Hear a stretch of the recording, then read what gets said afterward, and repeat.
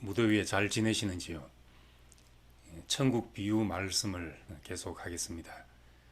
마태복음 13장에 예수님의 천국 비유 중 함께 묶어 생각해 볼 수 있는 것은 겨자씨 한 알이 큰 나무가 되어 새들이 깃든다는 얘기와 여자가 가루 서말 속에 넣은 누룩 비유입니다.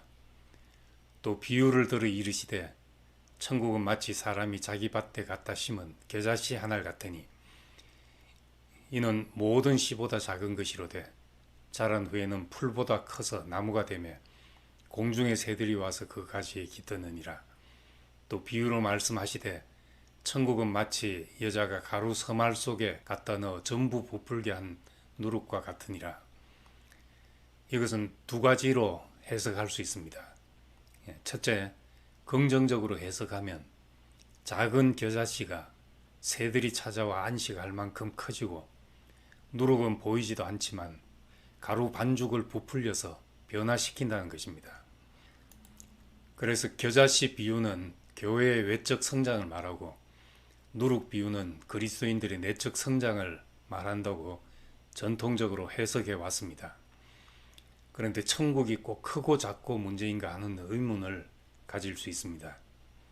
둘째로 부정적으로 해석하는 사람은 새나 누룩이 성경에서 부정적으로 쓰이고 있다는데 주목합니다. 하나님 나라가 진행되는 가운데 새가 깃드는 것을 세상 원리가 들어오고 악한 영이 들어오는 것을 비유했다고 봅니다.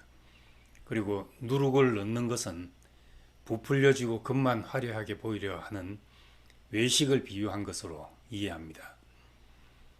예수님에게 무슨 의미로 말씀하셨냐고 직접 물어볼 수 없으니 어느 것이 정답이라고 할 수 없지만 저는 이제 두 번째 의미로 해석을 합니다.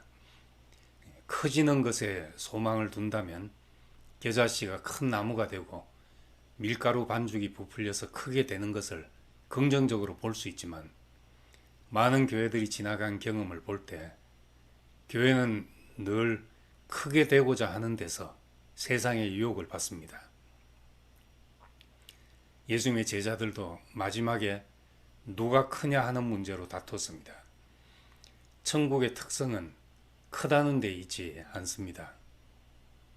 마태복음 13장의 전후 문맥에서 보면 첫 번째 씨 뿌리는 비유에서 길가에 떨어진 씨를 먹어버린 새를 악한 자, 마귀로 말하고 있습니다.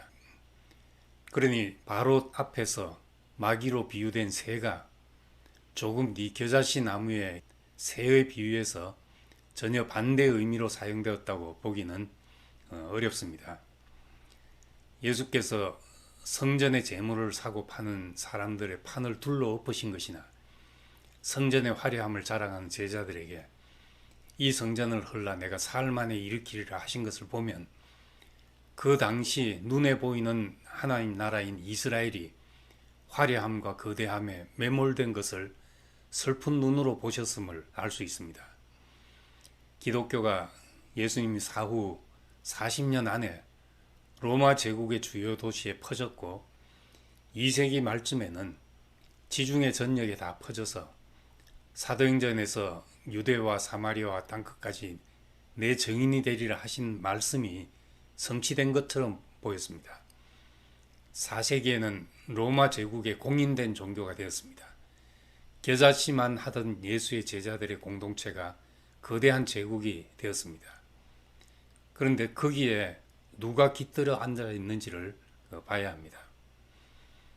요한계시록 18장 2절에 바벨론을 묘사할 때 무너졌도다 무너졌도다 큰 성 바벨론이여 귀신의 처소와 각종 더러운 영이 모이는 것과 각종 더럽고 가증한 새들이 모이는 곳이 되었도다 라고 했습니다.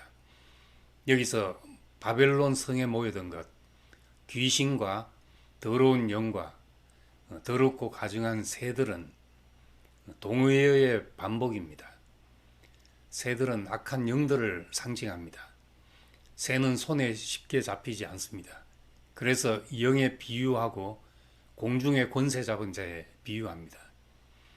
주의 손에 붙잡혀야 빚어지기도 하고 다루어지기도 하는데 육체가 없는 영은 다루어질 수가 없습니다. 예수님은 누룩을 부패하게 하는 것으로 비유에 자주 쓰셨습니다. 또 부풀려져서 겉으로만 번지르하게 보이는 외식을 누룩이라 하시기도 했습니다.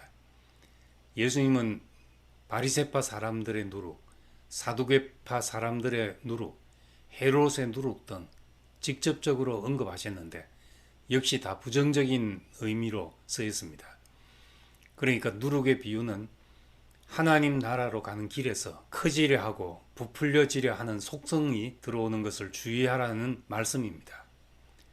나라가 되자면 사람들이 모여야 하고 모이면 커지려는 속성이 드러나게 됩니다. 커지려 하는 것은 인간의 본성입니다. 교회도 커지려 할 때 소명이 야망으로 변해버립니다.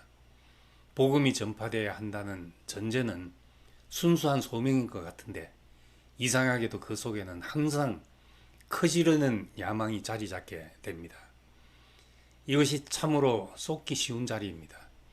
분명히 하나님의 일이라고 시작했는데 하다 보면 자기 일이 되고 자신의 소유가 되고 업적이 되어 자기 이름표를 붙이고 싶어집니다. 인간 본성이 늘 이런 유혹을 받게 합니다. 사람이 많이 모일수록 힘이 생깁니다. 많이 모일수록 돈과 권력이 커지는 것입니다. 돈 문제만 아니면 집 안에서 또 교회 안에서 형제 간에 크게 싸울 일이 없습니다.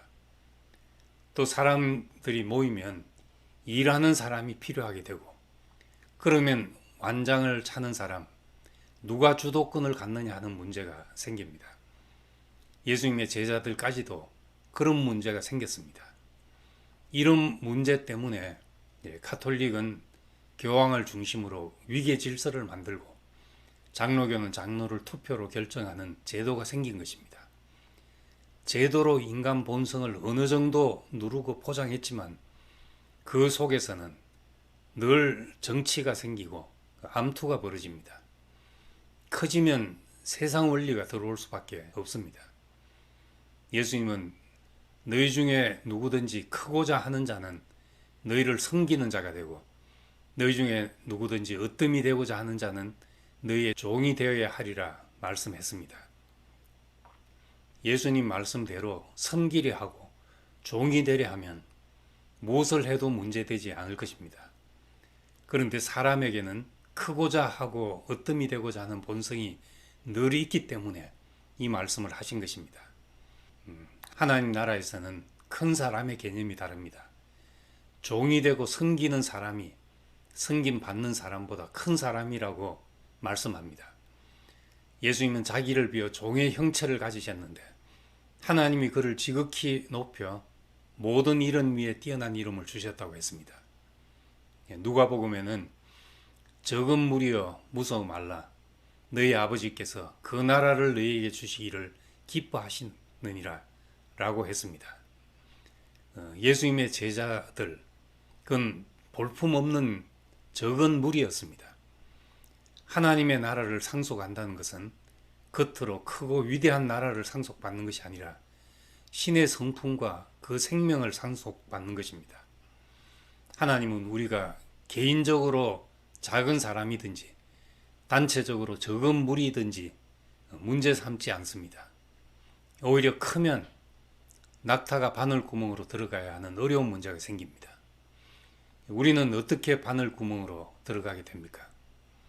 우리는 한없이 작은 사람들이기 때문이고 결국 예수 안으로 사라질 사람들이기 때문입니다.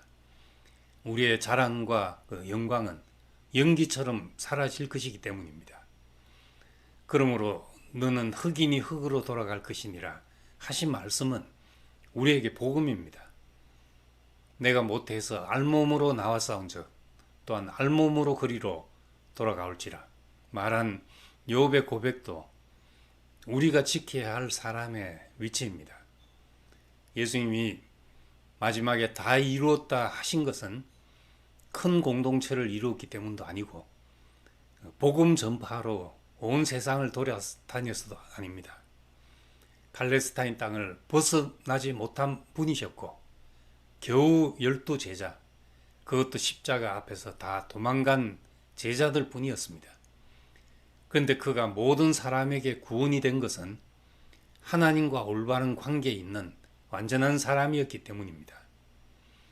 우리도 대단한 업적을 이루지는 못했을지라도, 사람들이 알아줄 것이 하나도 없을지라도, 심지어 주의 상에서 들어진 부스러기 같은 존재일지라도 하나님 앞에 그의 피조물이자 형상으로 올바른 위치에 있다면 아버지께서 그 나라를 주시기를 기뻐하신다는 말씀입니다.